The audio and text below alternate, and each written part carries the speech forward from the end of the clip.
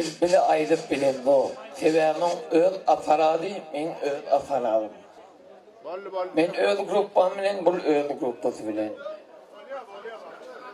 Şoň üçin birazcık fiilanşyk bolsa, mümkin bolsa bir halifaň oglular. Hiç kim bilmesene. Hiç kim aparat yapacağın yok. Nerede yarşım giden o? Kim neme pretensiyası olsa yine Ullukan meydan.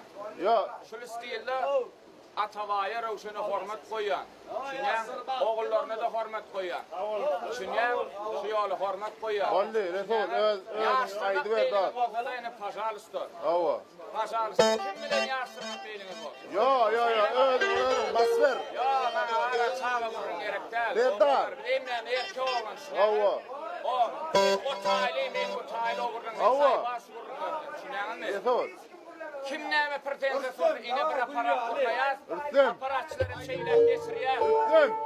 Rüstem. Kimin nemesi olsa. Davay. Bul yazı ait bolli. Gefem yok, kurramam yok. Davay. Bolli.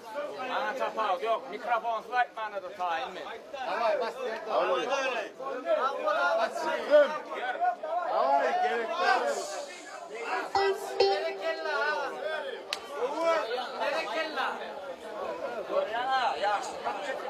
Yok bu davayda yok. Kulli ala. Mikrofonları berse de ikisi bayılsın. Rövşen. Oh. Nerede? Nerede? Tamam. Razvidena bir boşluklar o Serdarcan. Halifamızın oğlu ne? Halifamızın oğlu.